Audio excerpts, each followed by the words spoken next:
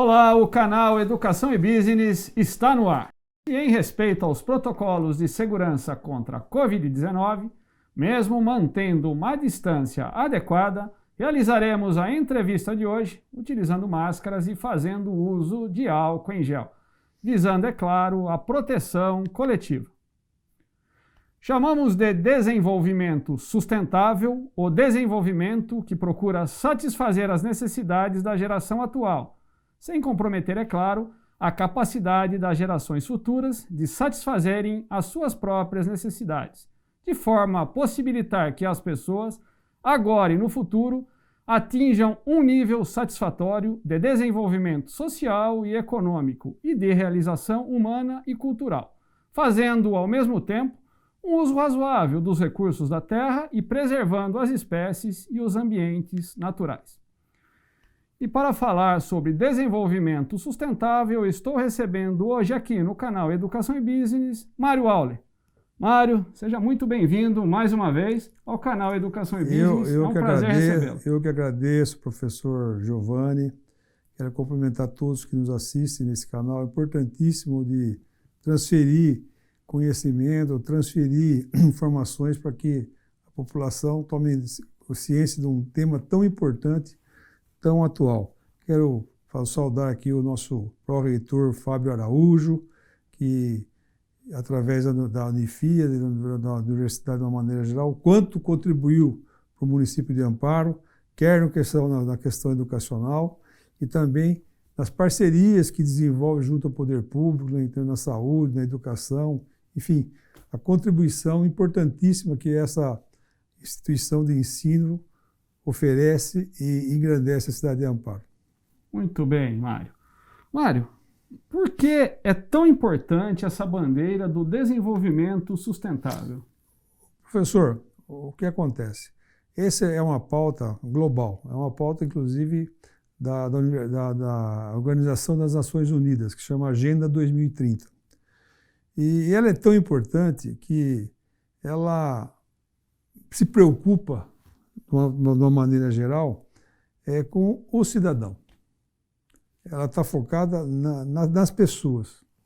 Por que nas pessoas? Porque nós temos que, não vai acontecer amanhã, mas nós temos que mudar a nossa maneira de agir do ponto de vista econômico, do ponto de vista social, do ponto de vista do dia a dia das pessoas. O Brasil é um país que não foi educado do ponto de vista ambiental, das relações do dia a dia, né? Você vê o quanto é difícil o respeito mútuo em termos de vizinhança. Um joga lixo, o outro joga não sei o quê. Quer dizer, essa falta de respeito, o Brasil ele tem infelizmente, essa herança que nos foi dada, que não foi corrigida até hoje. Essa agenda global do 2030, que fala do desenvolvimento sustentável, são os objetivos do desenvolvimento sustentável, ele vai forçar o poder público, inicialmente, a mudar de postura. Nós temos que mudar a postura. Claro que é importante o gestor ele fazer alguma coisa para a infraestrutura. E esse tema, o Brasil é signatário dessa agenda e ele assinou em 2015. Esse tema ele ficou dormente, se falava nele. Mas com a pandemia, isso voltou, e voltou de uma forma muito intensa. Veja você que hoje, a cúpula do clima, que aconteceu hoje pela manhã em Washington, qual é a preocupação do mundo que move o planeta? Mudar as regras da questão econômica, o que fazer, o que gastar para poder diminuir a emissão do CO2. Nós estamos numa encruzilhada, num dilema. Ou tomamos posição contundentes a nível global e a nível de nação e a nível municipal, que é o que nos interessa falar mais aqui, nós vamos cada vez termos mais crises sociais, Agora, a crise sanitária que está tão falada, e os especialistas alertam que, não, assim como houve a pandemia da gripe espanhola 100 anos atrás, não significa que essa vai ser agora e amanhã não tenha outra. São os patógenos, né, que são os agentes que promovem, que fazem essa questão da crise sanitária. Então, acho que a gente tem que ter um debate que a sociedade ela tem que ser induzida, ela tem que ser estimulada a pensar junto com o poder público. Durante a minha campanha, que caso eu tivesse sido eleito, os meus temas, eles seriam, e isso aqui eu estou falando isso porque eu quero dar uma sugestão à sociedade e ao poder público municipal aqui de Amparo. A força motriz da minha gestão seria o quê? O cidadão. Fortalecer de uma maneira muito rica a questão da saúde com qualidade, a educação. A educação, nós temos que fazer uma revisão profunda da educação básica, desde a criancinha na creche até o término do ciclo. A desigualdade que floresceu com a questão da pandemia, né? A questão da assistência social, talvez não, tenho certeza, a assistência social é tão importante hoje quanto a educação e a saúde. Porque ela é acessível, ela tem a capilaridade de perceber na população as demandas psicossociais. Ela está preparada para isso. E Amparo tem uma equipe de profissionais que são extremamente credenciados para fazer e fortalecer essa mudança. Por incrível que pareça, até hoje não foi nomeado secretário de assistência social. Né? Então, é uma crítica que eu faço, porque todo mundo fala assistência social hoje como uma das coisas mais importantes, porque o momento que a gente vive é diferente. Se você falasse há 2 anos atrás ou 3 anos atrás, a assistência social sempre foi importante. Mas agora ela é muito mais importante. Você pega os grandes gestores, governadores, até o pessoal do governo federal, eles estão enaltecendo muito essa questão da assistência social. Então, num panorama rápido de abertura, a ideia é essa, falar sobre essa questão, da importância disso e envolver o cidadão. O poder público tem que abraçar o cidadão. Ele tem que conduzir o cidadão para dentro de casa. As pessoas têm que entenderem que chegou a vez do cidadão definitivamente. Mas para isso precisa dar o passo quem tem que dar o passo. O gestor. Seu Mário,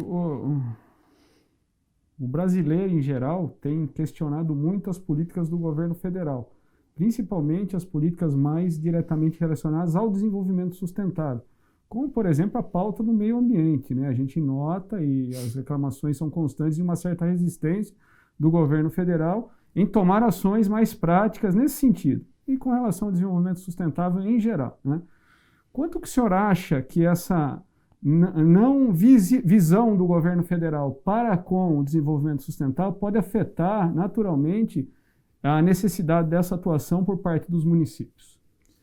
Veja bem, o exemplo vem de cima, né? Se o exemplo ele não é positivo, as ações dos entes estaduais e municipais tendem a ser também negativas.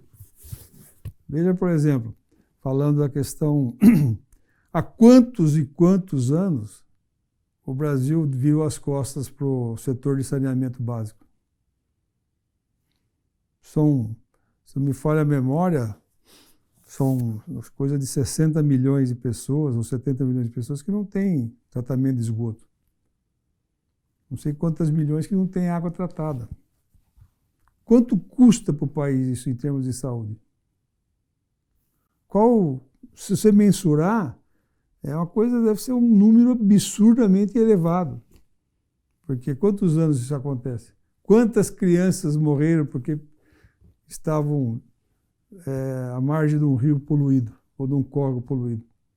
Quantas pessoas morreram porque naquele ambiente ali levaram uma infecção para casa, não perceberam e contaminou, às vezes matando pai, mãe, enfim, destroçando a família.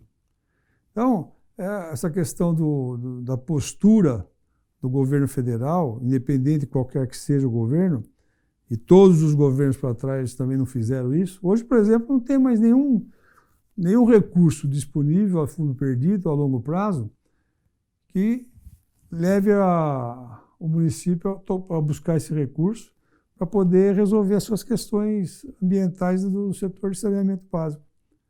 Governo Estado Federal e governo estadual. Aqui no Estado tinha o programa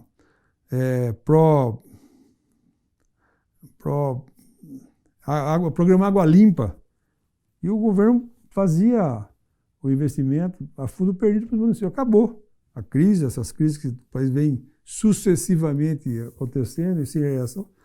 Então, o exemplo vem de cima. Quanto mais não existe uma ação positiva, mais vai refletindo para baixo. Então, vai se empurrando, vai empurrando com a barriga. E isso afeta profundamente. E agora tudo isso está escancarado com a questão da pandemia. Mário, qual o padrão ideal que o senhor entende que seria razoável para a gente considerar dentro da ideia, né, de um desenvolvimento sustentável, colocando o desenvolvimento humano na pauta, né? Que padrão o senhor acha que seria o ideal para que o indivíduo possa ter uma vida consideravelmente digna? Veja bem, que nós temos que entender, por que é importante essa pergunta, porque qual é o papel do município hoje? O papel do município ele é fundamental. Tudo acontece no município. Quer ver, vamos falar da pandemia. Aqui que ocorrem as internações, aqui que corre a cura, aqui que corre a morte. Então, o município tem que ser protagonista na nação, não ficar do jeito que é hoje, ficar na última escala. Então, com isso, as políticas públicas também ficam deterioradas. E o razoavelmente para o cidadão hoje, ninguém quer esmola, ninguém quer. Nós precisamos, aqui no caso específico do município, criar condições de auxílios emergenciais sob medida. Por exemplo, fazer para os pequenos comerciantes, talvez um bônus para você andar o ônibus, fazer o ônibus do transporte público, bancar esse jogo para as pessoas, porque você vai e volta todo dia, acho que é R$ 4,50 o preço do ônibus, então R$ 3,70 custa. Então o poder público tem que ter um olhar que reorganize a questão das famílias. Por exemplo, tivemos a oportunidade, e aqui eu vou fazer uma crítica bem contundente com relação ao Legislativo amparense. O prefeito sugeriu, até louvar aqui a questão do prefeito de fazer o auxílio emergencial, mas desastrosamente a Câmara Municipal não debateu esse assunto. Como é que as pessoas querem reconhecer a política? Não pode. Então a Câmara Municipal ela recebeu na segunda-feira pela manhã ou na sexta-feira o projeto e votou no mesmo dia. Então quero lembrar você que quando aconteceu isso lá em Brasília, no governo federal, que propuseram o auxílio emergencial, foi de R$200 inicialmente. Lembra disso? Foi para o Congresso, o Congresso debateu, convocou o ministro da Economia, convocou especialistas e saiu R$600. Foi o que salvou a questão da fome, porque a fome, as pessoas estão gritando de fome. Se você der um passo depois da rua, você vai sentir isso. Então, aqui em Amparo, olhando para essa questão de reconstruir a família, o recurso tinha e tem ainda, poderia chegar. Nós temos 2.740 pessoas cadastradas no Cadastro Único. Sendo dessas, 1.500 e poucos têm acesso ao Bolsa Família. o restante, eventualmente, alguma política voltada para isso. Por isso que é importante a assistência social. Poderíamos dar R$500 e atender praticamente 1.000 famílias, as mais vulneráveis, por 4 meses. Tem o dinheiro para isso. Então, os vereadores deram as costas, porque qual é o papel do vereador, professor? O papel do vereador são 3. Primeiro, fiscalizar. Depois, legislar, que hoje é até meio contraditório, porque praticamente o executivo tem a prerrogativa. E aquilo mais importante, aquilo que é a essência do legislativo, representar. O papel do vereador é representar a sociedade, não é só a pessoa que votou nele, é representar. Ela tem que ser a indutora das mudanças. Então, se ela fosse responsável e agiu irresponsavelmente, com exceção do DIU, que foi corajoso e propôs o auxílio de 500 também, eles viraram as costas para a população. Porque é nessa hora que você vê a grandeza do legislativo. Veja lá em Brasília, com todos os erros, com todas as condições negativas do Congresso Nacional, brigaram e puxaram para R$600. O país está endividado, tá, mas o que é mais importante? A vida ou a dívida? Então, a Câmara Municipal de Amparo, ela teve um papel desastroso e fica a lição que o papel de vocês, vereadores, é representar. E para isso tem que debater. Debater intensamente. Podia ter convocado o secretário da Fazenda. Geralmente o secretário vai puxar sardinha para o prefeito. Mas você pode convocar técnicos de carreira que são independentes. Não são pessoas que vão lá para esconder. Eles vão falar a verdade. O número é esse. Dá para fazer... Não dá para dar 300, dá para dar 200, dá para dar 500, dá para dar 1.000, dá para dar 600, enfim. Perderam a chance. Passou batido, né? Viraram as costas para o povo e está aí a situação. R$170 é bom, mas o que você faz com R$170 hoje? Foi um passo importantíssimo, mas podia ser melhor. Aquilo que eu falo. O prefeito também perdeu a chance de deixar o debate acontecer e não empurrar água lá abaixo o projeto. E deu no que deu. Mário, dentro de todos esses aspectos que o senhor está aqui abordando, né, pensando diretamente na linha do desenvolvimento sustentável, né, um dos braços do desenvolvimento sustentável é as pessoas, evidentemente, poderem ter trabalho, né, respeitando, né, através das indústrias, do comércio, da prestação de serviço, respeitando essas empresas, respeitando o meio ambiente, mas um dos braços é a possibilidade do indivíduo também ter comida na sua mesa, né? Para a sua família, enfim. Diante de todos esses aspectos, o senhor é um homem que milita há tanto tempo aqui, né, na cidade de Amparo, como é que o senhor tem visto, percebido os índices de desenvolvimento da pobreza aqui dentro do nosso município? Olha, e o que o senhor acha que pode ser feito nessa linha de desenvolvimento sustentável para começar para eliminar, evidentemente, esse ponto que é o desenvolvimento da pobreza? Bom, a pobreza sempre existiu. Eu não tenho dúvida disso. Em todos os países tem um índice de pobreza. O que aconteceu, o nosso país despreparado que a hora que veio a pandemia, por quê? Porque nós temos uma massa de pessoas que são as pessoas informais, que fazem do seu ganha-pão o dia a dia ali, o informal, vende um pastel, o outro vende uma garapa, o outro vende ali o bordado, enfim, cada um no seu dom, na sua aptidão. Por isso que é importante o poder público, nesse momento, começar a mudar a postura. Ao invés de se preocupar em fazer uma obra, para a obra, ou não faz a obra.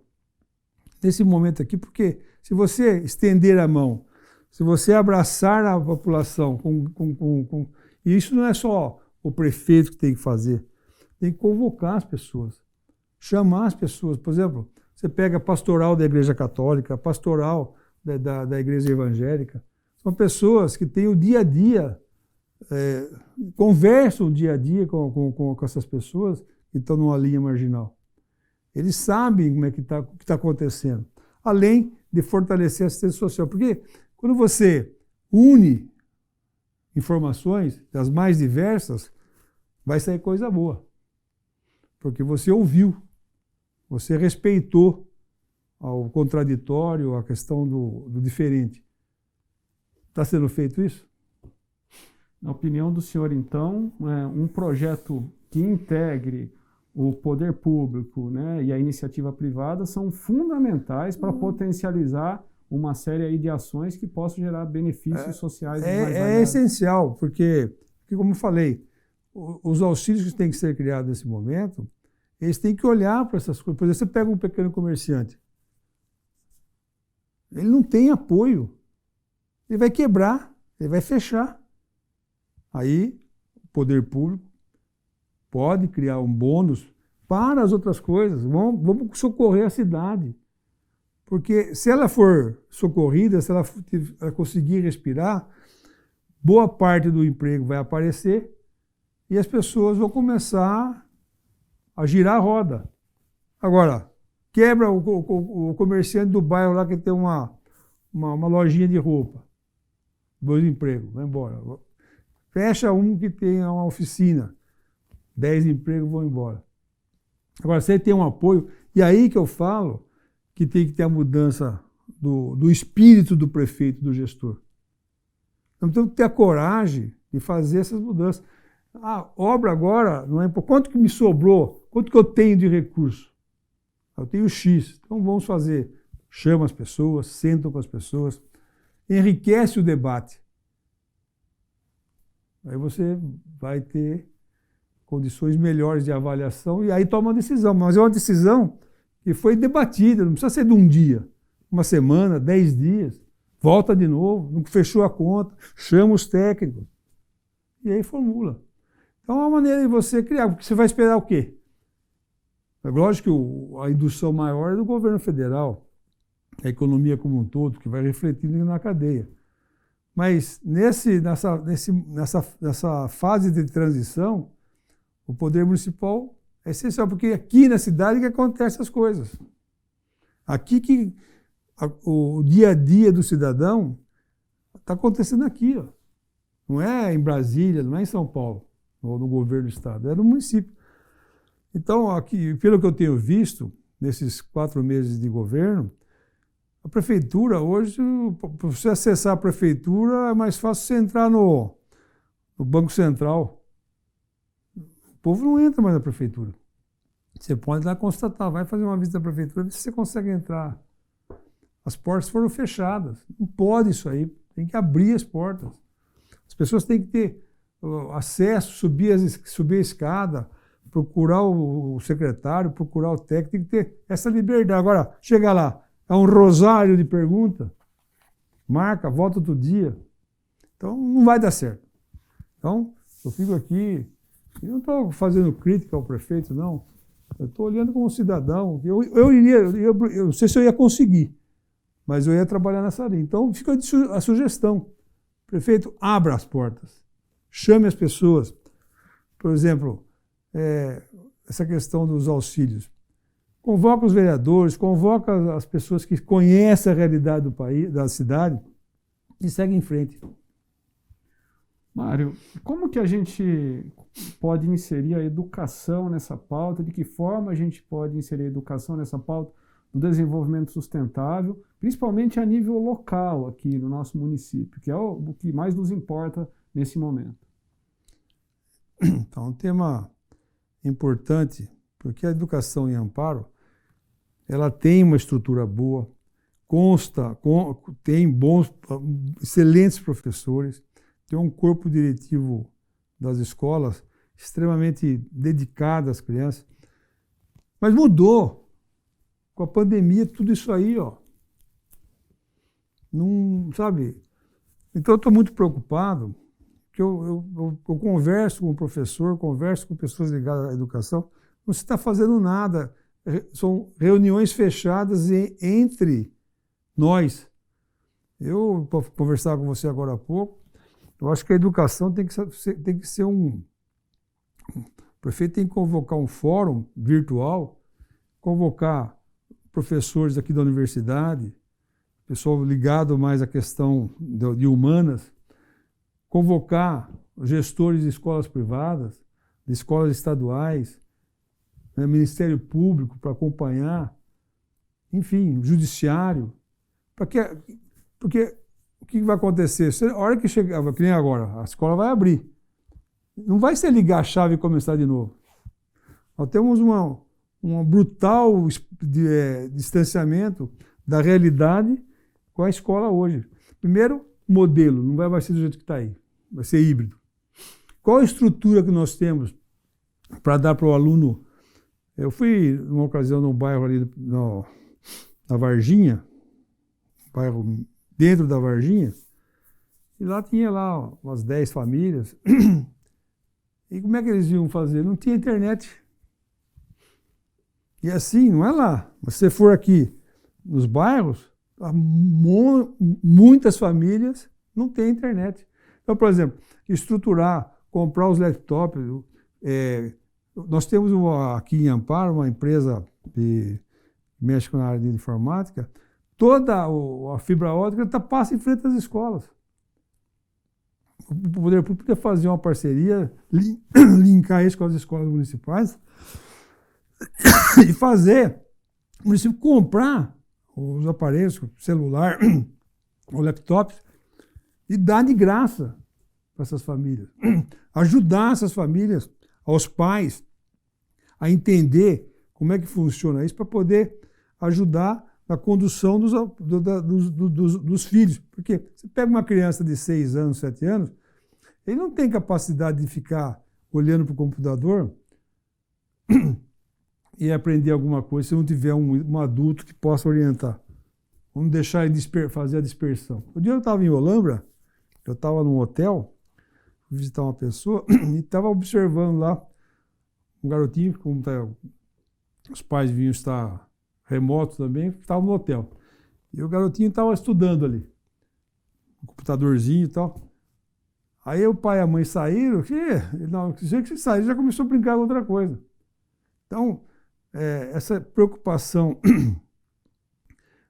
da criança que está na formação dela, ou a parte cognitiva dela, ela está pronta para absorver o conhecimento, que é a base dele para o resto da vida, está em dispersão. Que geração nós vamos ter? O capital humano vai refletir daqui a 10 anos, 15 anos, 20 anos. Não é 1, 2 pessoas, são milhares, milhões de crianças que estão nessa condição. Então, a dispersão escolar, a evasão escolar, ela vai se acentuar. Porque se o aluno hoje ele perde a capacidade de absorver isso, qual a tendência? Professor, você sabe, quantos alunos deixam a faculdade por falta de conhecimento? E não consegue acompanhar. Tem vontade, tem tudo, toma uma nota baixa, nota outra, você vê, cadê o aluno? Tchau, foi embora.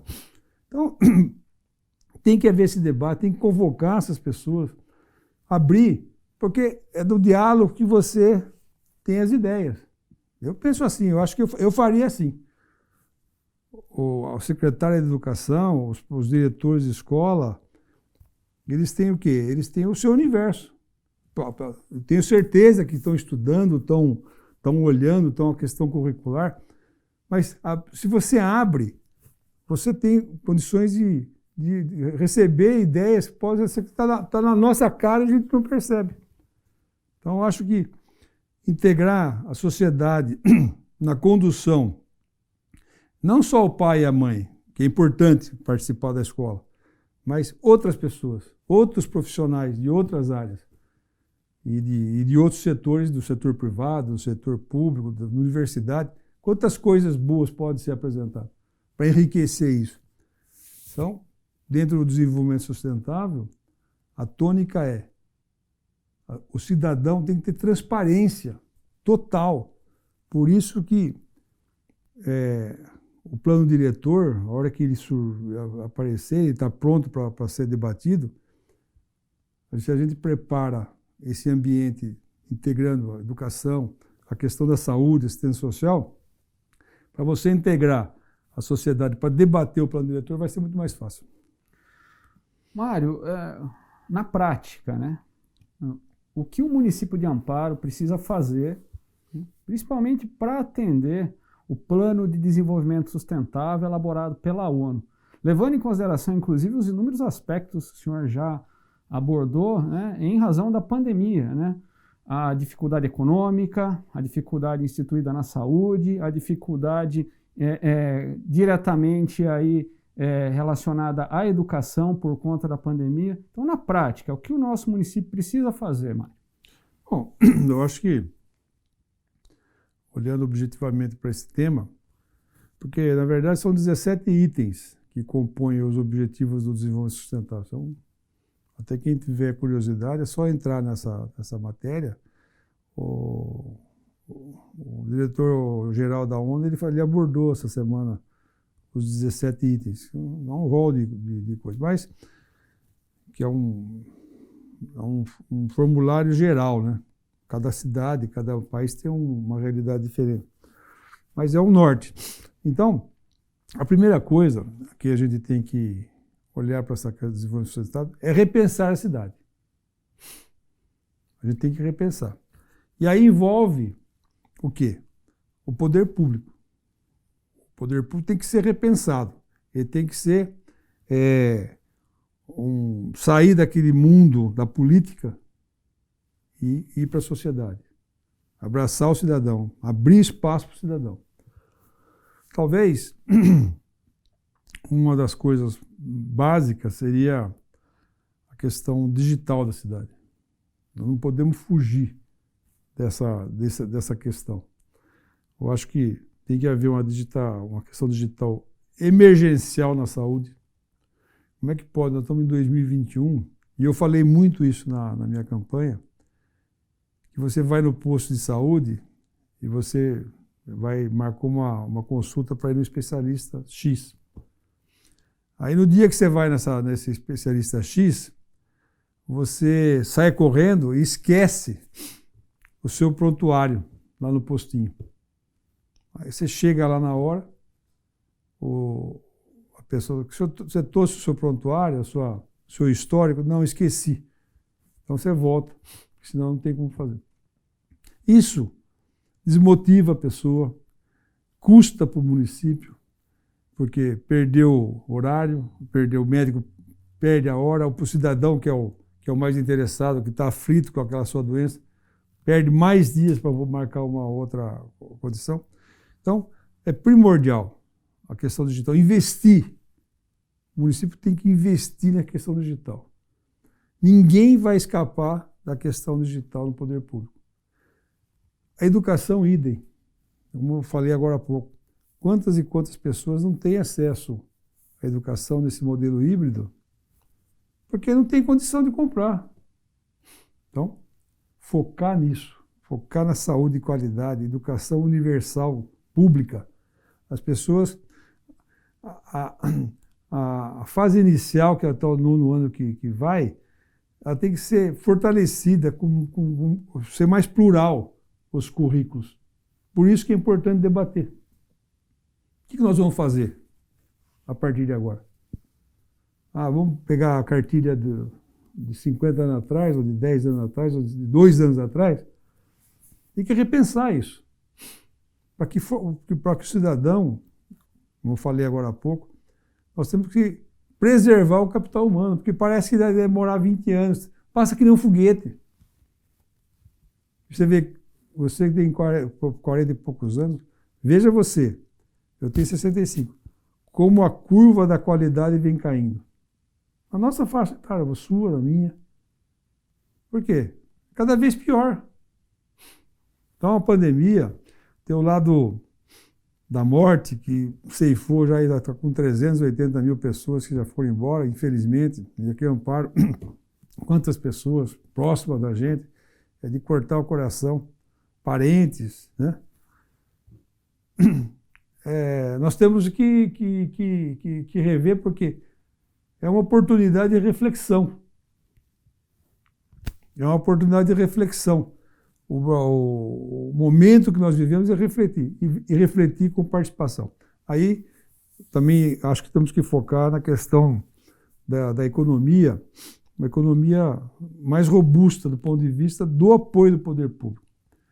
Lógico que você não vai, uma empresa de grande porte não é o objetivo, mas você pode fortalecer, estimular o Banco do Povo, brigar por mais recursos para poder irrigar empréstimo de longo prazo para essas pessoas, para os empreendedores, fortalecer a questão do empreendedorismo nas escolas, inclusive, para as crianças, levar esse conhecimento para preparar isso para o futuro. E assim na assistência social e assim na questão ambiental. O que é feito em Amparo? Você viu o rio aí, o nosso querido Rio Camanducaia? Esse ano, com certeza, pelo que estão falando, que estão dizendo, vai haver um problema de recurso hídrico de novo. Você vê, não há sinais de chuva, professor. Você olha na televisão... Aproveitando, Mário, esse tema que o senhor acabou de entrar, sobre a questão dos nossos recursos hídricos, né? Nós fazemos parte aqui da região do Circuito das Águas, né? Então, somos de uma região mundialmente reconhecida por conta das águas, né? E aí eu gostaria de, nesse sentido, mas puxando para o meio ambiente em geral, ouvir do senhor se o senhor entende que não somente Amparo, mas todas as cidades envolvidas aqui no Circuito das Águas, falando de poder público e da iniciativa privada, né, está tendo o cuidado necessário com o meio ambiente? Por conta da questão do rio que o senhor acaba aí de comentar, a gente já tem a impressão de que não. Mas como que o senhor vê essa questão? Um desastre. Nós ficamos 8 anos aí, foi plantado quase 70 mil árvores, mas foi importante, mas a essência não foi mexida. O que é a essência não ser mexida? Temos que investir recursos, o governo federal não tem, o governo do estado não tem, mata ciliar. Você vê os afluentes, os pequenos afluentes do rio Camanducaia que serve aqui, praticamente estão todos banidos de mata ciliar. É muito pouco que tem. As nascentes, investir na reconstrução, da revisão e da reconstrução das nascentes, fortalecendo a mata ciliar, porque é clássico isso aí, é clássico. Nós fizemos 2 nascentes aqui, com o poder público, e uma com a comunidade. Olha como é importante, como é rico essa questão da comunidade. O Túlio, ali no Jardim Adélia, eu não me lembro o nome da rua, ele tinha uma encosta e estava lá com um capim, e ele foi mexer lá e saiu um olho d'água. Aí a prefeitura foi, ajudou, fizeram lá. Hoje você vai lá, tem um laguinho, tem peixinho lá, lambari, essas coisas. A garça vai pegar o peixe, vai pegar o peixinho. Eles fizeram um pomar na área da PP, que tem lá laranja, maçã, uva, pera, tem um monte de frutas. Então, o meio ambiente ele tem que ser revisto integralmente. Então, hoje, a cidade de Amparo, e daqui, se nada for feito, vai sofrer muito. Você sabe que a gente está em cima do aquífero Guarani, né, que é um manancial de água importantíssimo. Mas você veja aí, aqui, no Córrego do Mosquito, aqui em Arcadas, a Rocelô praticamente está sem água. Ela capta o rio do Mosquito. Aí tem a questão agrícola, que é a aspersão para poder manter a agricultura de pé. Tira a água. E quem vai repor isso? 65% do consumo de água não é do humano, é da agricultura. Mário, sobre esse aspecto, inclusive, né, o senhor comenta a respeito da Rocelô, né, já estar sofrendo com falta de água. Como é que o senhor analisa a questão, por exemplo, da barragem de Duas Pontes? E se essa estrutura, né, a ser construída, ela está respeitando aí as políticas de desenvolvimento sustentável? Bem, eu creio que sim, porque nada numa obra dessa magnitude, tudo é pensado. Por exemplo, olhando para o meio ambiente. Então, por exemplo, as espécies da fauna, elas são capturadas e devolvidas para algum lugar. Tem um plano para isso, de manejo. A flora é pesquisada e as árvores que são nativas é obrigatório plantar em algum lugar. Então tem um plano disso aí. E o impacto, sempre vai ter um impacto ambiental, é inevitável. Mas a obra agora voltou, teve um problema judicial, agora voltou novamente. É uma obra que vai ser a solução para a cidade, do ponto de vista de reserva de água. Porque está previsto, para abastecer Amparo, 2 adutoras reversas com bombas e que vêm aqui para o São Dimas, uma nova estação de água que tem que ser construída, de 120 metros por segundo, para poder abastecer a cidade. E a recomposição da estação de tratamento, que é um modelo novo que ainda não foi feito no setor público, que é o tratamento terciário que chama. E praticamente a água sai cristalina. Para você ter uma ideia, a represa, eles fizeram um estudo de impacto ambiental daqui até a nascente, saber quantos bovinos, quantos animais, cavalo, porco, galinha, por causa do fósforo na água. Enquanto não fizeram esse estudo, não liberaram. Então, é muito complexo, é impactante no meio ambiente, mas eu acho que vai ser uma solução.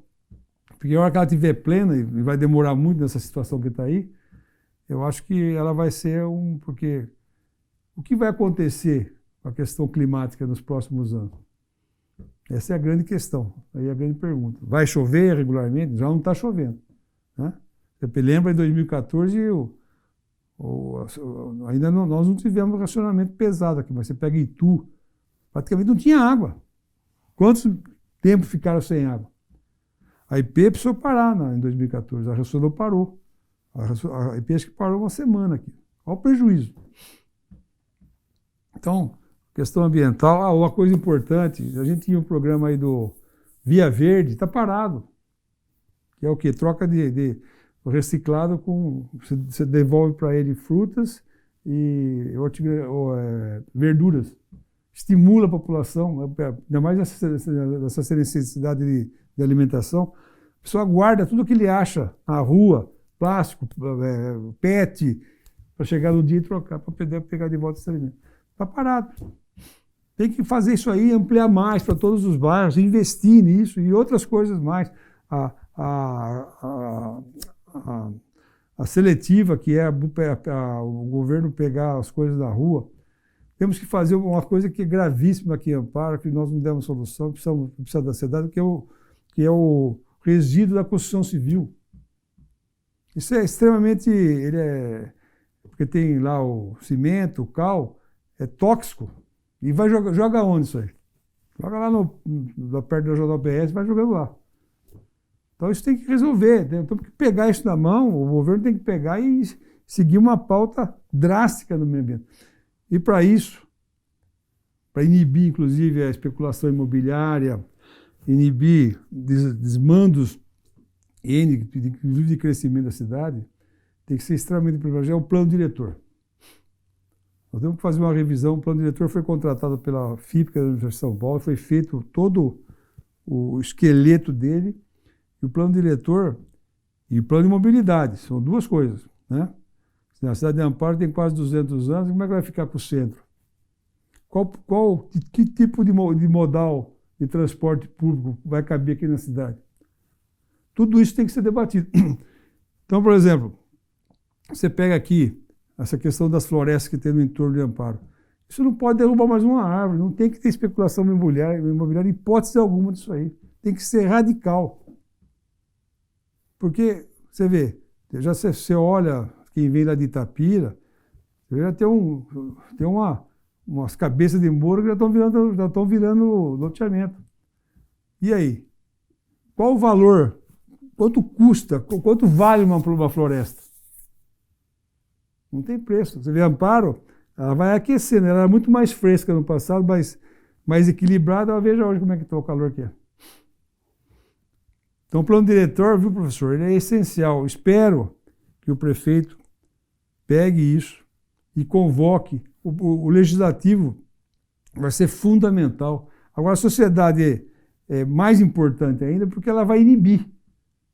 As pessoas que conhecem a parte do meio ambiente, conhecem a parte social, elas vão participar e vão induzir a legislação, a nova legislação, que vai nortear o município nos próximos 10, 15 anos, de uma maneira arejada, e preservar e preparar a cidade para o amanhã. Mário, não existe nenhuma discussão atual a respeito dessa questão, quer dizer, é uma coisa que realmente não acontece hoje na política amparense, quer dizer, não se aventa a possibilidade de nenhum desses temas aí serem debatidos e serem, acima de tudo, colocados em prática? Viu? Eu não estou ouvindo, eu que eu sou antenado. Esses debates estão dentro da prefeitura só. Nós com nós. Tem que abrir. Urgentemente tem que abrir. Para a gente poder captar as novas ideias e a realidade. Porque, como é que você... O prefeito soube que ele fez uma live e pôs um revólver na mesa? Eu pergunto, onde está com a cabeça e andar armado? O prefeito tem que dar um exemplo, ele tem que andar desarmado, ele tem que andar com o coração aberto. Não por arma, andar com segurança. Nunca aconteceu isso na história de Amparo. Então, essas coisas, sabe, afasta as pessoas, acaba destruindo ainda mais a política. E a política ela é tão importante, ela é tão essencial para uma cidade, para um estado, para uma nação. Veja aí, ó, os erros que o Brasil cometeu, olha o preço que nós estamos pagando. Errar no município, sabe, é desastroso, porque nós que estamos ali, ó, eu, você, sua esposa, seus filhos, como é que a gente pode errar? Então, eu me penitencio, nos 8 anos que eu fiquei aí, tem muita coisa que não conseguimos fazer, não tinha, mesmo o plano diretor, foi feito o plano diretor porque foi compensado um tributo que deu para compensar, então se pagou o plano. Mas não conseguiu executar, e veio a crise da Dilma, da época do 2015, 2016, aí encavalou com a pandemia, finalzinho do governo, e não conseguiu fazer as oficinas que chamam, para os debates. Então, eu espero que o governo o legislativo, já falei com alguns vereadores da importância disso aí, e pegar isso como pauta do legislativo e forçar o executivo a pandemia, tudo bem, tem a pandemia, mas pode fazer virtual.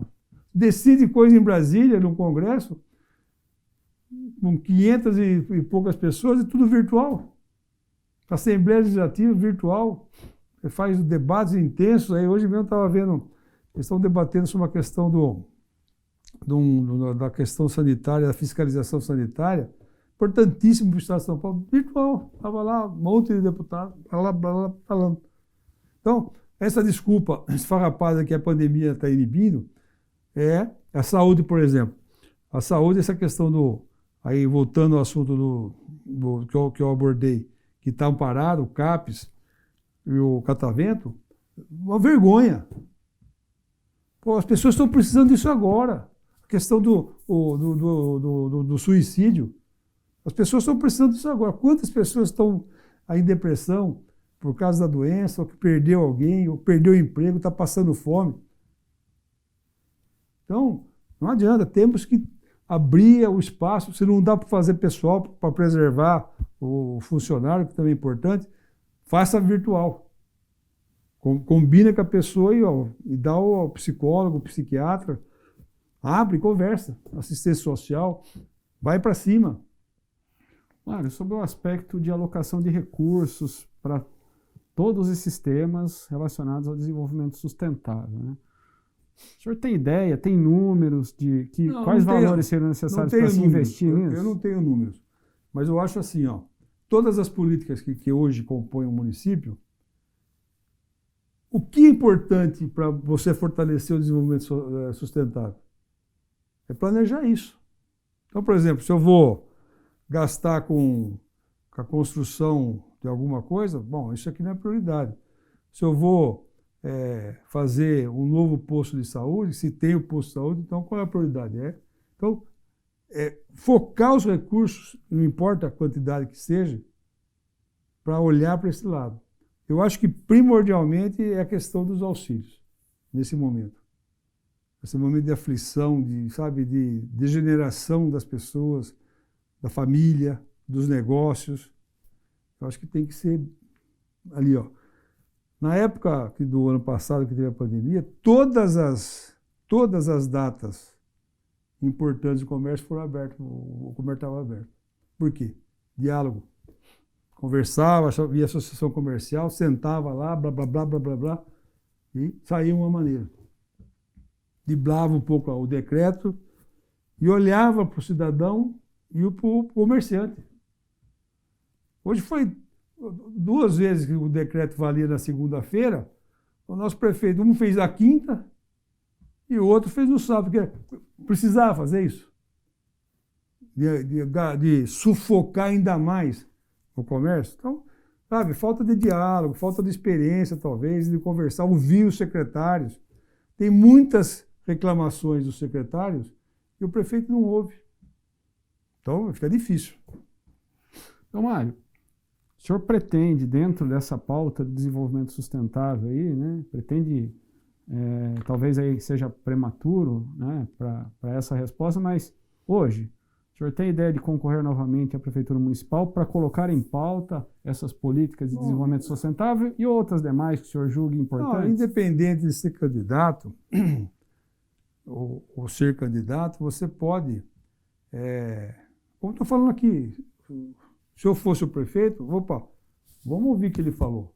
Porque eu estudei, não é que eu estudei, o meu governo ia ser pautado no cidadão. Eu estava focado nessa questão. Eu já tinha uma noção da questão da pandemia, ano passado, o que estava acontecendo. Eu pensava em fortalecer. Eu já tinha tomado a decisão comigo mesmo. Não fazer nada, somente focar nas pessoas. Não sabia nem o que era, mas eu estava decidido a isso. Então, você não precisa ser candidato. Isso aqui que nós estamos fazendo agora é uma contribuição. Eu estou chamando a atenção. Eu estou chamando a atenção do governo municipal para esses temas que são importantes. Espero que os vereadores também estejam vendo isso, assistam, para que possa ajudar o prefeito, todo mundo ajudar. Eu, se for chamado para uma conversa, eu vou. Acho que política não é inimigo, você é adversário naquele momento. Mas a partir de agora, passadas as eleições, você tem que olhar para a cidade. Se me chamarem para uma conversa para tentar ajudar, aquilo que eu puder ser útil, eu vou com o maior prazer. Eu tenho certeza que os outros candidatos que forem também irão. Não tem que ter coceira para isso. Então, é irrelevante a questão de ser candidato ou não candidato. Você pode contribuir de nenhuma maneira. Você pode apoiar algum outro candidato e fortalecer esse canal de ideias, debatendo, pondo no plano de governo. Né? Então, isso não significa que você vai ser o candidato ou não, mas você pode ajudar a candidatura a ir para esse caminho. Mário, a pauta do desenvolvimento sustentável, ela é uma pauta bastante polêmica, né? Interesses econômicos estão envolvidos, enfim, é uma pauta muito polêmica, né?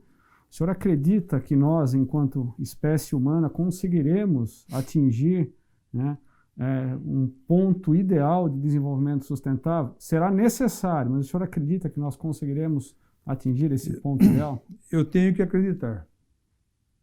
Eu tenho que acreditar. E lutar. Porque ou a gente tenta fazer essa mudança, e felizmente é um debate global isso. Não é eu que estou falando, não. Os líderes mundiais estão falando. A Organização das Nações Unidas é empenhadíssima nisso. Estava dormente, como eu disse, voltou agora, veio com força total. Porque a pandemia está mudando o conceito das coisas. Você pega aí hoje, os bancos, eles já olham com muita atenção a questão do financiamento. O que você faz? Qual o respeito que você tem com o meio ambiente? Você preserva? Então, já está mudando.